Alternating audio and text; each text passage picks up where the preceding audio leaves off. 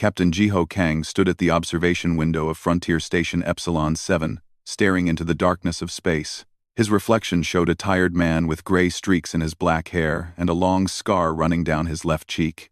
He was 42 years old, but the last 15 years had made him look older. Another quiet night, he said to himself. The station floated at the edge of human territory, far from Earth and the busy trade routes. It was a forgotten place, and Jiho preferred it that way. Out here, no one asked questions about his past. No one wanted to know why a decorated officer had been sent to guard an empty corner of space. Behind him, the bridge crew worked quietly. There were only 12 people on duty tonight. The station had 200 personnel total, but most of them were sleeping or off duty. Nothing ever happened here. That was the point. "Captain, we have something on sensors," Lieutenant Hana Choi said suddenly. She was young, only 28, with sharp eyes that missed nothing. "It's big." Jiho turned from the window. "Show me." The main screen lit up with a green dot moving toward them. The computer calculated its size and speed. Jiho's eyes widened slightly. The ship was massive, at least 3 times larger than their station. "It's coming straight at us," Hana said. Her voice stayed calm, but her hand moved to the weapons console. "Should I raise shields?" "Do it," Jiho said. "But hold fire. Let me see what we're dealing with." The dot grew larger on the screen. As it came closer, the computer began analyzing its structure. The results made Hana frown. "Captain, this doesn't match any ship design in our database. The hull appears to be organic. It's alive." Jiho felt something cold touch his spine. A bioship. He hadn't seen one of those in 15 years. "Try to hail them," he ordered. Hana worked the communications panel. "No response, sir." "Wait. I'm getting something. It's not standard protocol. It's a single-word transmission." "Put it through." The speakers crackled. Then a voice spoke in perfect Korean. Just one word. "Jiho." The bridge went silent. Hana stared at the captain. Jiho's hand gripped the edge of his chair so hard his knuckles turned white. "Sir?" Hana asked carefully. "Do you know this ship?" Jiho couldn't speak for a moment. That voice. He knew that voice. But it was impossible. She was supposed to be dead. Or at least, he had thought she was gone forever. "Stand down weapons," he said quietly. "Captain, we don't know." "Stand down weapons," Jiho repeated, louder this time. "That's an order." Hana looked at him strangely but obeyed. The weapons systems powered down. The bioship continued approaching until it stopped just outside the station's docking range. It was enormous, shaped like a curved blade with surfaces that seemed to shift and breathe.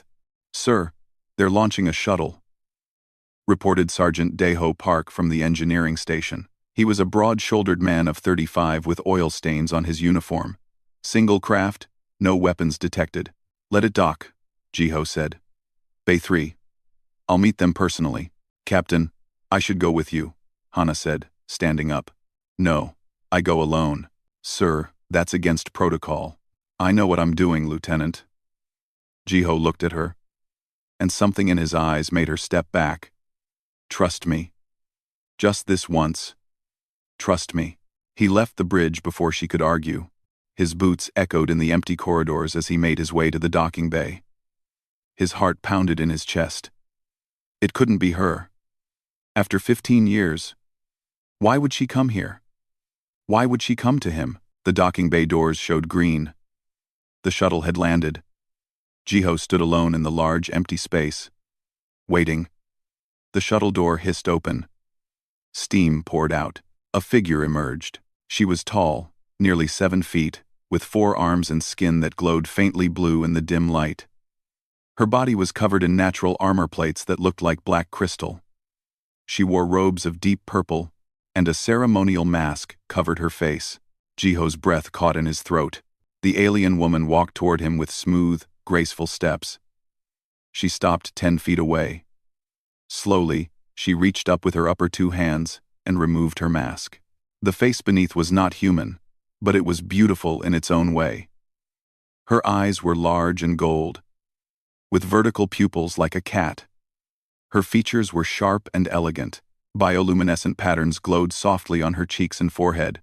"Human Sentinel," she said in Korean, her accent thick but understandable. "Do you recall me?" Jiho stared at her. 15 years melted away. He saw her as she had been then, younger. Scared. Bleeding from a dozen wounds as he dragged her through maintenance tunnels, while assassins hunted them both. "Nari," he whispered. The alien queen's face softened. Her golden eyes filled with something that might have been tears, though her species didn't cry the way humans did. "You remember," she said. "I was afraid you might have forgotten. 15 years is a long time for humans." "I could never forget," Jiho said. His voice sounded rough. "You were supposed to be safe. You went home. Your people said." "My people said many things," Nari interrupted. She stepped closer. "They said the assassination attempt was done by outside terrorists. They said the diplomatic incident was resolved. They said humans and Velrathi could not be friends. But you're here," Jiho said. "Why? Why now?" Nari looked at him with those strange golden eyes. Even after all these years, he could feel it, the bond they had formed during those 3 days of running and hiding. A telepathic connection that shouldn't exist between their species. He could sense her emotions like echoes in his mind. Fear, desperation, and underneath it all, hope. "Because I need you, Jiho Kang," she said quietly. "I need the man who valued my life over his orders. The man who protected me when his entire world told him I was the enemy." "What's wrong?" Jiho asked, stepping closer. "My brother has taken control of the Empire," she said. "Kao leads our military now, and he plans to invade your space, to conquer humanity." Jiho felt the blood drain from his face. "I escaped with those loyal to me," Nari continued. "But Kao hunts us. His ships are coming. They will be here in 3 days." She looked at him, and he saw the exhaustion behind her regal bearing. "I have nowhere else to go, no one else I can trust. So, I came to you, to the Sentinel who saved me once before." She extended one of her 4 hands toward him. "Will you help me again, Jiho? Will you help me stop a war?" Jiho looked at her hand, at her face, at the desperation in her golden eyes. Behind him, he heard the docking bay door open. Hana and a security team had arrived, weapons ready. "Captain, step away from the alien," Hana called out. Jiho didn't move. He kept his eyes on Nari. On the queen he had saved 15 years ago. On the woman who had promised she would remember him, and he knew his quiet life was over. He reached out and took her hand. Jiho sat across from Nari in the station's private meeting room. Between them on the table lay a data pad showing star maps and military information, but neither of them looked at it. They looked at each other, and memories filled the space between them. "You kept your promise," Jiho said. "You said you would come back." "I always keep my promises," Nari replied. Her 4 hands rested on the table, fingers intertwined. "Do you remember how we met?" "Every day," Jiho said quietly. 15 years ago, Lieutenant Jiho Kang had been a different man. Young, idealistic, serving in Earth's elite diplomatic protection unit. He had been proud to guard the first contact negotiations between humanity and the Velrathi Empire. The Velrathi were an old race. Their empire stretched across 20 systems. They had biotechnology humans could barely understand. Their ships were grown, not built. Their weapons bonded with their bodies. They were powerful and dangerous, but they had agreed to talk peace. Princess Nari had been part of the Velrathi delegation. She was the youngest of 7 royal children, sent to learn about the strange new species called humans. Most Velrathi looked down on humanity as primitive and weak.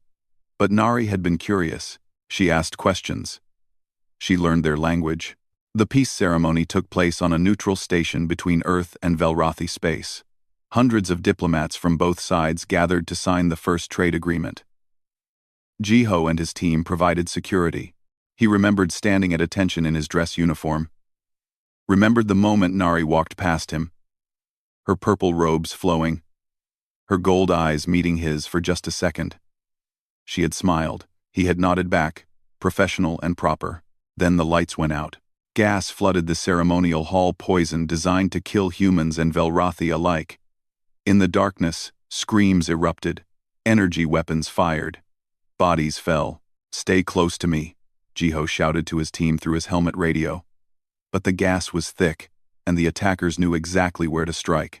One by one, his team died. Captain Hyun, Corporal Minho, Private Sumi. All of them cut down by invisible enemies. Jiho saw Nari standing frozen near the stage, her guards dead around her. She wasn't wearing armor. She would die in seconds. He didn't think. He just ran. He grabbed her around her waist, all four arms tangled with his, and pulled her toward the side exit. Energy bolts sizzled past his head. One hit his shoulder, burning through his armor. He kept running. "The tunnels," Nari gasped in broken English. "Service tunnels." They crashed through a maintenance door and down into the dark passages beneath the station. Behind them, footsteps echoed, shouts in the Velrothi language. "They're following us," Jiho said, checking his weapon. "Half charge left. Maybe enough for a few more minutes of fighting." "My brother," Nari said. She was breathing hard, her bioluminescent patterns glowing brighter with stress. "This was Kale. He wants me dead. He wants the throne. We need to reach the emergency shuttles," Jiho said. "Can you run?" She nodded. They ran. For 3 days, they ran and hid and fought. The maintenance tunnels twisted like a maze beneath the station. Jiho used every trick he knew: false trails, hidden caches, ambush points. But the assassins kept coming. On the second day, Jiho took a blade to his leg. He couldn't walk without limping. His shoulder wound had become infected. He was running out of ammunition. They hid in a storage room, barricading the door with metal crates. Jiho cleaned his wound, while Nari watched with her golden eyes. "You should leave me," she said quietly. "You could escape alone. Without me, you might survive." "No," Jiho said simply. "You don't even know me. Your people and mine were strangers." "Why die for a stranger?" Jiho looked at her. "Because it's the right thing to do. Because you're a person. And people shouldn't abandon each other when things get hard." "Node." Nari tilted her head, studying him. Then she reached out with one of her hands. May you what?" "Touch your mind. My people can. Connect with others. Share thoughts. It might help us work together." Troublem. Jiho hesitated, then nodded. "Do it." Her hand touched his forehead. He felt a strange sensation, like cold water flowing into his brain. Then suddenly, he wasn't alone in his own head. He felt her presence there, scared, tired, but also curious and brave. Images flooded between them. He saw her childhood in a crystal palace, on a world of purple oceans. Saw her siblings mocking her for being weak and caring about lesser species. Saw her loneliness. She saw his memories too. Growing up in Seoul.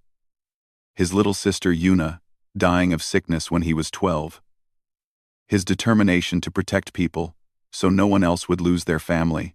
"I understand you now," Nari whispered, pulling her hand back. "You are real," Jiho said. That connection changed everything. They could sense each other's emotions. When assassins approached, Nari felt them coming and warned Jiho. When Jiho planned ambushes, Nari understood his tactics without words. They fought their way closer to the shuttle bay. Jiho was down to his last ammunition clip when they finally reached it. But Kale's forces were waiting. A dozen heavily armed Velrothi soldiers blocked the way to the shuttles. Their leader, a tall male with red patterns on his armor, pointed at Nari. "Surrender, sister. The Empire doesn't need weak rulers who befriend primitive species." "I won't let you start a war," Nari said, standing straight despite her exhaustion. "Then you'll die here." The leader raised his weapon. Jiho pushed Nari behind him. "You want her? Go through me." They laughed. One human with an empty gun against a dozen armored warriors. It should have been easy, but Jiho didn't fight alone. Through their bond, Nari guided him. She told him where to dodge, when to strike, which enemy to hit first. He moved like he had eyes in the back of his head. He took their weapons as they fell, used their own energy rifles against them, fought with a fury born from protecting someone he had come to care about. The fight lasted 5 minutes. When it ended, Jiho had 17 new wounds. But the path to the shuttles was clear. A rescue ship arrived, human military responding to the distress signal. They got Nari aboard safely. But as Jiho tried to follow, the last assassin barely alive fired one final shot. It hit Jiho in the chest. He fell. "No," Nari screamed. She knelt beside him, her 4 hands pressing against his wound. "Stay with me, Sentinel.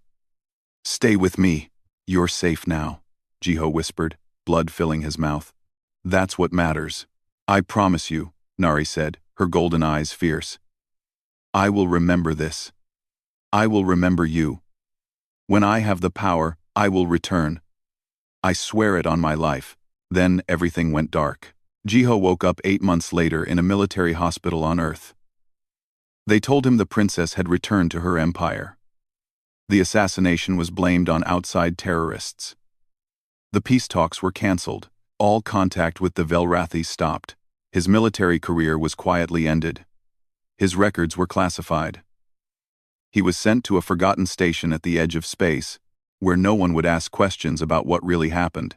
For 15 years, he waited in that quiet place, guarding empty space, remembering a princess with golden eyes who had promised to return. And now she had. "I never forgot," Nari said in the present, her voice bringing him back from the memories.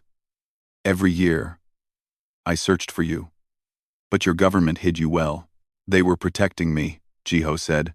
"If your brother knew I was alive, he would have sent assassins." "I know." Nari leaned forward.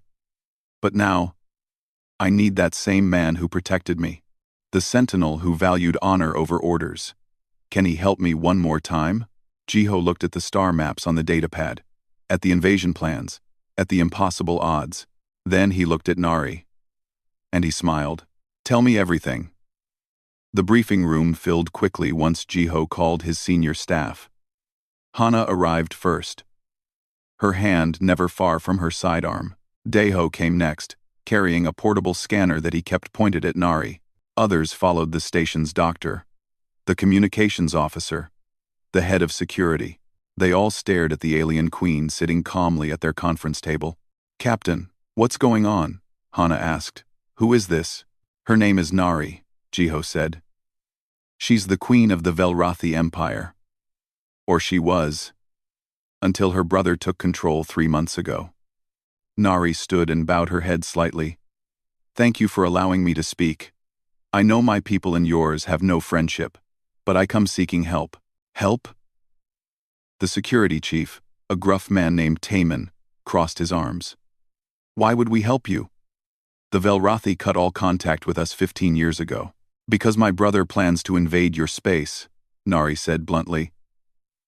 "In 6 weeks, his fleet will attack your outer colonies. Millions will die." The room went silent. "That's impossible," Hana said. "Our intelligence would have detected fleet movements. Your intelligence doesn't know where to look." Nari activated the holographic projector on the table. Images appeared, fleet compositions, supply routes, strategic maps. Kale has been planning this for 5 years. He built his forces in secret, using hidden shipyards in dark nebulas, 2,000 warships, all bioengineered for combat. Daeho studied the data with his engineer's eye. "These designs, they're more advanced than anything we've seen. If these numbers are accurate, we would lose," Jiho finished quietly. "Badly." "How do we know this isn't a trick?" Taman demanded. "You show up here with invasion plans and expect us to believe you're on our side?" Nari met his glare calmly. "Because I brought proof. And because I have nowhere else to go. My brother has declared me a traitor. His ships hunt me even now." "She's telling the truth," Jiho said. Everyone looked at him. "And how would you know that, sir?" Hana asked carefully. Jiho took a breath. "Because I've known her for 15 years. Because she's the alien I saved during the assassination attempt." "The incident, they classified and buried." Hana's eyes widened. "The one that ended your career? That was her?" Yes. The room erupted in whispers. Jiho let them talk for a moment, then raised his hand for silence. 15 years ago, I protected her because it was right. Now she's come back with a warning that could save millions of human lives. I believe her. The question is, what do we do about it? We report this to Earth Command, Hana said. Immediately. Already done, Jiho replied. I sent the message before this meeting. But the diplomatic team won't arrive for 4 weeks. In the meantime, we have a problem. He looked at Nari. Tell them. My brother's hunter fleet is tracking me, Nari said. 3 warships led by Commander Joran, one of Kale's most loyal officers. They are approximately 3 days behind us. Wait, Deho said. 3 warships? Coming here? Yes. They will demand I be handed over. If you refuse, they will attack, Taman swore. This station can't fight 3 warships. We're a border outpost, not a military fortress. Which is exactly why I need to leave, Nari said. Give me a shuttle. I'll lead them away. Your station will be safe. No, Jiho said immediately. Jiho, no, he repeated firmly. We're not sending you out there alone to die. Better 1 life than 200, Nari said. Nobody's dying. Jiho leaned forward, hands flat on the table. We have 3 days. That's enough time to prepare. Prepare to do what? Hana asked. Sir, with respect, we can't win this fight. Not alone, Jiho agreed. But Nari didn't come alone either. How many ships did you bring? 20 biocruisers and support craft, Nari said. Not enough to defeat Yoren's fleet, but enough to make a difference. And I have 2,000 people aboard them. Warriors, engineers, families who stayed loyal to me. Families? The station doctor, a woman named Unji, looked concerned. You brought children into a war zone? I brought them away from certain death, Nari replied. My brother kills anyone who opposes him. The children's only crime was being born to parents who believed in peace. Something shifted in the room. The humans looked at each other differently now. This wasn't just about alien politics. There were children involved. Captain, Hana said quietly. Earth Command's orders were clear. We're supposed to detain any Velrathi vessels for inspection. If we help her, we're disobeying direct orders. I know, Jiho said. You could lose everything. Again. I know. Hana studied his face, then slowly nodded. If you're going to do this, sir, then we're with you. All of us. Jiho looked around the room. One by one, his officers nodded. Even Taman, who still looked unhappy about it. Thank you, Jiho said. Now let's figure out how to survive the next 3 days. They worked through the night. Deho coordinated with Velrathi engineers to link their bioships with the station's power grid. Taman drilled security teams on fighting alongside alien warriors.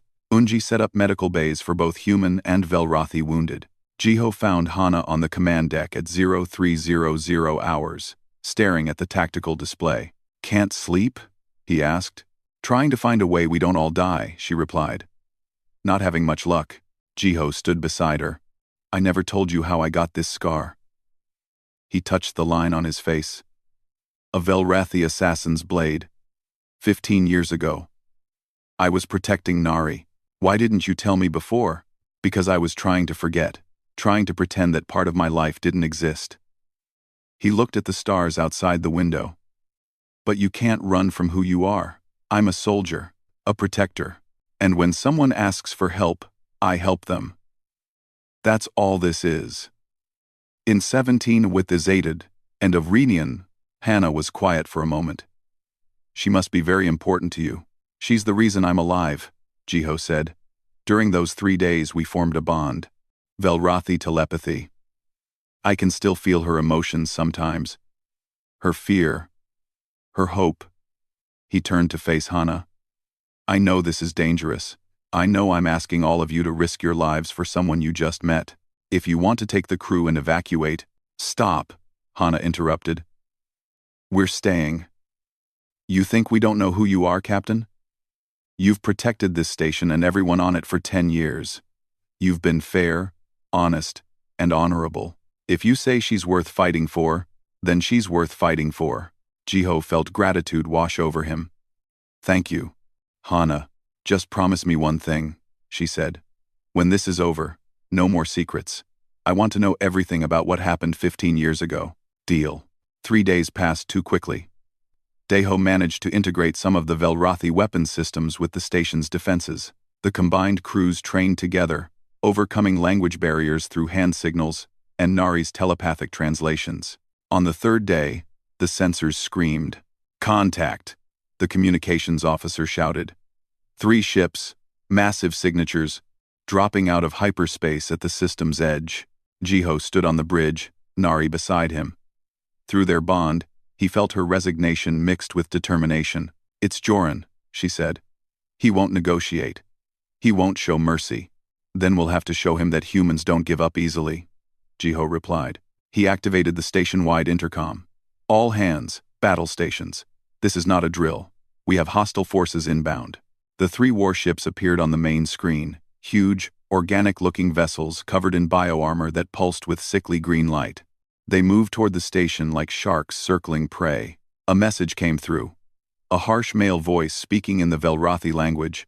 Nari translated. Commander Joran demands I surrender immediately. He promises to spare the station if I comply. What do you want to do? Jiho asked. Nari looked at him with her golden eyes. I want to fight. Will you fight beside me, Sentinel? Jiho smiled grimly. Just like old times. He opened a channel to the approaching ships and spoke in clear English, knowing their computers would translate. This is Captain Jiho Kang, of Frontier Station Epsilon 7. Queen Nari is under our protection. If you want her, you'll have to go through us. The response was immediate. The warships powered up their weapons. Here they come, Hana said. Then let's show them what humans are made of, Jiho replied. All weapons. Fire at will. The first volley of energy fire lit up space like angry lightning. The station's defense cannons roared to life, sending streams of plasma toward the approaching warships. Most shots hit the bioarmor and splashed harmlessly across the organic hulls. Minimal damage, Hana reported from her station. Their armor is regenerating faster than we can damage it. Switch to concentrated fire, Jiho ordered. All guns on the lead ship. We need to overwhelm their healing. 20 Velrathi biocruisers swept around the station like a protective swarm.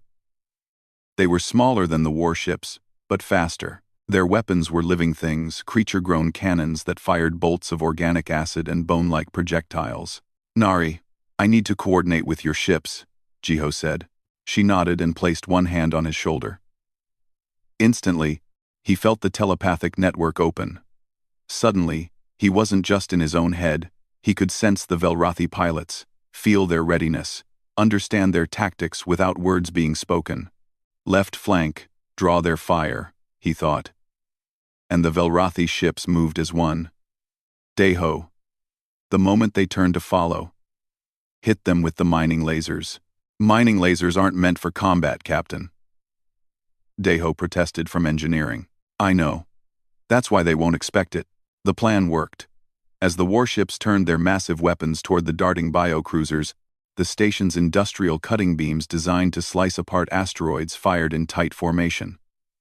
The concentrated heat cut through the lead warship's armor plating, exposing the vulnerable organic tissue beneath. Direct hit, Hana shouted. The lead ship is venting atmosphere, but victory was short-lived. The other 2 warships adjusted their formation and unleashed a devastating barrage. The station shook violently. Lights flickered. Somewhere below, something exploded. Hull breach on decks 4 and 5, Taman reported. Emergency bulkheads holding, but we've lost life support in those sections. Casualties? Jiho asked. 7 wounded, none dead.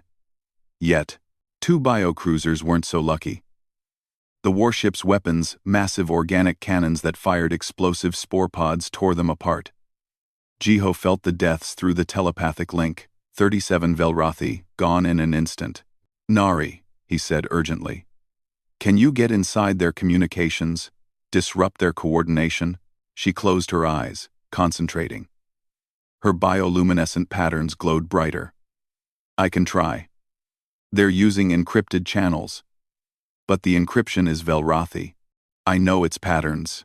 While she worked, Jiho analyzed the tactical display. They were losing. The station's weapons couldn't penetrate the warship armor fast enough, and they were running out of power. The biocruisers were brave but outgunned. We need a new strategy, Hana said, voicing what everyone was thinking. Jiho looked at the asteroid field that surrounded the station. Thousands of rocks, some as small as cars, others as large as buildings. They used mining drones to harvest minerals from them. The drones were slow, unarmed, designed for industrial work, but maybe. Deho, Jiho said.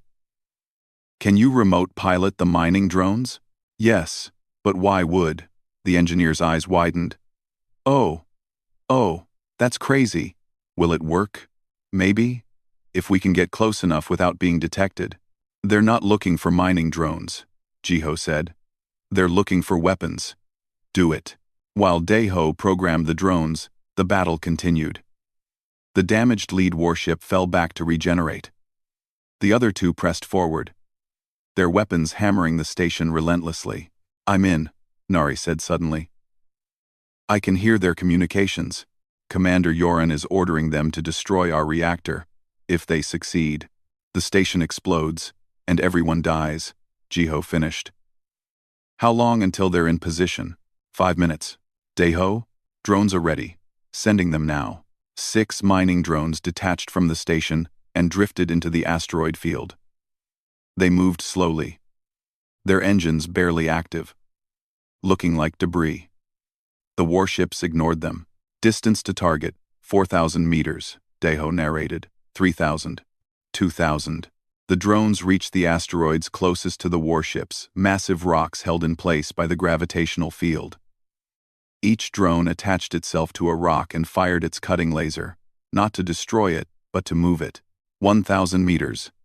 Initiating push. The asteroids began moving toward the warships, slowly at first, then faster as the drones burned their engines at maximum power. By the time the Velrothi noticed, it was too late. 3 massive rocks slammed into the warships like hammers. The bio-armor crumpled. One ship spun out of control, its propulsion systems damaged. Another lost its main weapon cannon as an asteroid sheared it off. Now, Jiho shouted. All forces, concentrate fire on the damaged ships. The station and biocruisers unleashed everything they had. Plasma cannons, mining lasers, acid bolts, and bone projectiles all converged on the wounded warships. The armor couldn't regenerate fast enough. Holes opened in their hulls. Internal explosions bloomed like flowers. One warship exploded completely, its organic components cooking off in a chain reaction. The other went dark, drifting lifelessly. That left one warship, the lead ship that had pulled back to heal. It faced the combined forces alone now. And Commander Joran wasn't stupid. He knew he couldn't win. A message came through on all frequencies. Yoran's voice sounded cold and angry. You have won this battle, humans, but you've also sealed your fate. When Prince Kael hears that you harbor the traitor queen, he will bring the full might of the Empire against you. Your entire species will burn. Tell Kael to bring his fleet, Jiho responded. We'll be ready. The warship turned and jumped to hyperspace, disappearing in a flash of distorted light. For a moment, the bridge was silent, except for the sound of damaged systems sparking and hissing. Then someone started clapping. Others joined in. Soon, the entire bridge crew was cheering. We did it, Hana said, disbelief in her voice. We actually did it. But Jiho wasn't celebrating. He was looking at the casualty reports. 12 humans dead, 35 wounded, 73 Velrothi dead, over 100 injured, 2 biocruisers destroyed, 3 more badly damaged. The station's reactor was at 20%. Life support was failing in 4 sections, and they had used 90% of their weapons reserves. Captain, the communications officer said, I'm receiving a transmission from Earth Command. They're not happy. Sir, put them through. Jiho sighed. Admiral Sora Kim's face appeared on the screen. She was a stern woman in her 60s, with iron-gray hair and sharp eyes that had seen too many wars. She had been Jiho's commander 15 years ago, the one who reassigned him after the incident. "Captain Kang," she said formally, "you were ordered to detain the Velrothi vessels, not engage in unauthorized combat operations." "Yes, ma'am. I disobeyed orders." "You certainly did. You also just saved this sector from invasion." Her stern expression cracked slightly. "Intelligence confirms the data Queen Nari provided. The Velrothi are preparing a major offensive.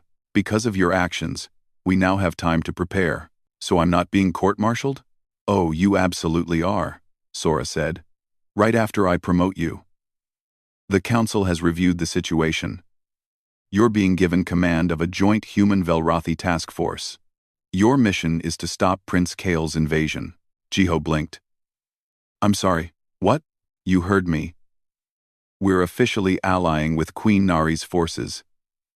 You're the only human who's fought alongside them successfully. You're also the only one she trusts. So congratulations, Admiral Kang. You just got your career back." The bridge erupted in surprised murmurs. Jiho looked at Nari, who was smiling with her strange alien features. "Did you know about this?" he asked her. "I may have sent some diplomatic messages while you were fighting," she admitted. "I told them that you were the key to stopping my brother. That only you could lead our combined forces. You should have asked me first." "Would you have said no?" Jiho thought about it. About the invasion coming in 6 weeks. About the millions of lives at stake. About the queen who had kept her promise after 15 years. "No," he said, "I wouldn't have. Then I saved us both some time." Nari stepped closer, her golden eyes serious. "Will you lead our forces, Jiho Kang? Will you help me save both our peoples?" He looked around the bridge at Hana, at Daeho, at the crew that had followed him into an impossible battle. They were watching him, waiting for his answer. "Yes," Jiho said. "But on one condition." "Name it. When this is over, you buy me dinner. Somewhere nice. Somewhere that doesn't involve fighting for our lives." Nari laughed a strange, musical sound. "It's a date, Admiral."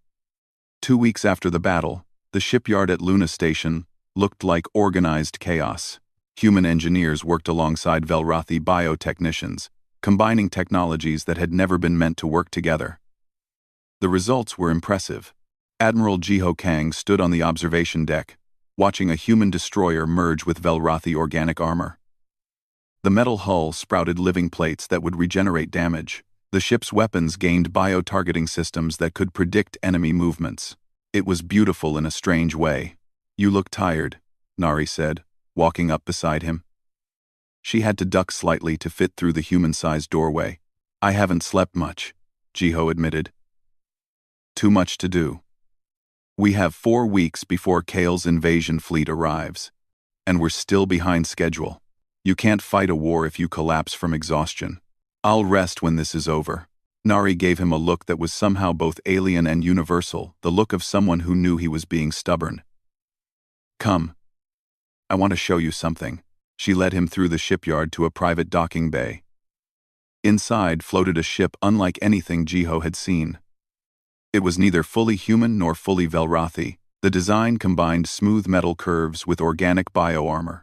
The hull displayed both human script and Velrothi symbols. "We built it together," Nari explained.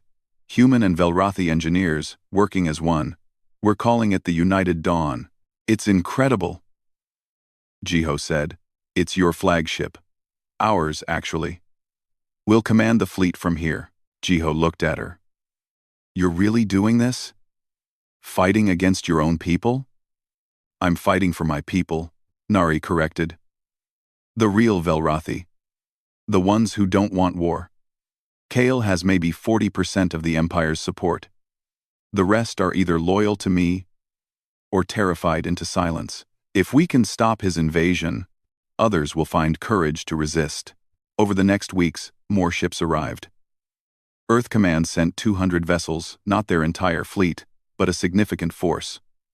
Nari's loyalists numbered 500 bioships, They trained together, learned each other's tactics, and slowly became something new. Not human. Not Velrathi. Something in between. Hana adapted quickly to her new role as Chief of Staff. She organized the joint command structure, making sure humans and Velrathi could communicate effectively. Deho led the engineering integration teams, solving impossible problems through creativity and stubbornness. One evening, Jiho found himself in the officers' lounge with his senior staff. Both humans and Velrathi were present, sharing drinks and stories. A young Velrathi warrior named Suki was trying to explain their concept of honor to a skeptical human pilot. "You humans think honor is about following rules," Suki said in halting English. "For Velrathi, honor is about choosing right action, even when rules say different." "That sounds like what got your queen in trouble," the pilot replied. "Yes, and that's why we follow her. Because she has true honor." Jiho smiled. A month ago, these two species had barely known each other. Now they were arguing philosophy over drinks. Maybe there was hope after all. "Admiral." A voice called from the doorway. It was the communications officer. "Admiral Kim is calling from Earth. Priority transmission." Jiho excused himself and took the call in his office. Admiral Sora's face appeared on the screen, and she looked worried. "We have a problem," she said without preamble. "Our spy satellites detected Kale's fleet. It's bigger than we thought. 3,000 ships, not 2,000. And they're moving ahead of schedule." Jiho felt his stomach drop. "How much time do we have? 1 week, maybe less. We're not ready. We need at least 2 more weeks to complete the integration. Then you'll have to fight with what you have." Sora's expression softened slightly. "Jiho, the Council is already talking about retreat. Some want to abandon the outer colonies, pull back to the core systems. That would mean abandoning millions of people. I know. That's why I need you to give me a reason to convince them to fight. Can you win this?" Jiho looked out his office window at the fleet being assembled. Human ships and Velrathi ships, learning to work together. It was impressive, but was it enough? "I don't know," he said honestly. "But I do know that if we run now, Kale wins. He'll take our colonies, enslave or kill everyone there. And then he'll come for Earth. Better to stop him now while we have allies." Sora nodded slowly. "That's what I needed to hear. I'll tell the Council. Good luck, Admiral. And Jiho? Come back alive." "That's an order." The transmission ended. Jiho sat in the dark for a moment, feeling the weight of what was coming. Then he felt a familiar presence in his mind. "Nari. I heard. She sent through their bond. Come to the observation deck." He found her there, looking out at the stars. Earth was visible in the distance. A blue marble against the black. "Beautiful world," Nari said. "I can see why you fight for it." "It's home," Jiho replied. "What will you do if we win? Go back to your empire?" "If we win, I'll have to rebuild my empire. Kale has poisoned it with fear and hate. It will take years, maybe decades to heal." She looked at him. "I'll need help. Someone who understands both humans and Velrathi. Someone I trust." "You're asking me to stay with you?" "I'm asking if you'd consider it. After the war. No pressure." Jiho thought about it. For 15 years, he'd been alone, hiding from his past. But now, he had a purpose again. A cause worth fighting for. And maybe, just maybe, a future with someone who understood him completely. "Let's survive the next week first," he said. "Then we can talk about the future." Nari smiled. "Deal." The week passed too quickly. The combined fleet assembled at the edge of human space, right where Kale's forces would arrive. 800 ships total, 200 human, 500 Velrathi loyalists, and 100 merchant vessels converted into support ships. On the bridge of the United Dawn, Jiho stood ready. Hana manned the tactical station. Deho monitored engineering from below. Nari stood beside Jiho, her 4 hands resting on the command console, her telepathic link connecting all the Velrathi ships. "All ships report ready," Hana announced. "Good," Jiho said. "Remember the plan. We don't try to match them ship to ship. We use coordination, speed, and the fact that they won't expect us to fight together. The sensors screamed. Space tore open as 3,000 warships dropped out of hyperspace. They were enormous, blotting out the stars, their bioweapons charging with sickly green light. A message came through. Prince Kale's face appeared on screen, sharp features, red armor patterns, eyes full of contempt. "Sister," he said mockingly, "you've gathered quite the collection of primitives and traitors. Do you really think this changes anything?" "Yes," Nari replied calmly. "Because you taught me an important lesson, brother. You taught me that power without honor is just tyranny. And tyranny always falls. Then fall with your new friends." Kale raised his hand to give the attack order. Jiho opened a channel to the entire fleet. "All ships. This is Admiral Kang. Today we fight for more than our homes. We fight to prove that different species can stand together. We fight to show that honor and courage matter more than numbers. We fight so our children, human and Velrathi, can grow up in a galaxy without fear." He looked at Nari. She nodded. "For Earth," Jiho said. "For the true Velrathi," Nari added. Together, they spoke the final command. "For the future. All ships, engage." The combined fleet surged forward to meet the invaders. Human destroyers and Velrathi biocruisers moved as one, their weapons firing in perfect coordination. The battle for the galaxy had begun. As energy fire lit up the darkness, Jiho felt something he hadn't felt in 15 years. Not fear or doubt, but hope. Because he wasn't fighting alone anymore. None of them were. "Human Sentinel," Nari said through their bond. "Thank you for remembering me." "Always," Jiho replied, "from the first day to the last." And together, they fought for tomorrow.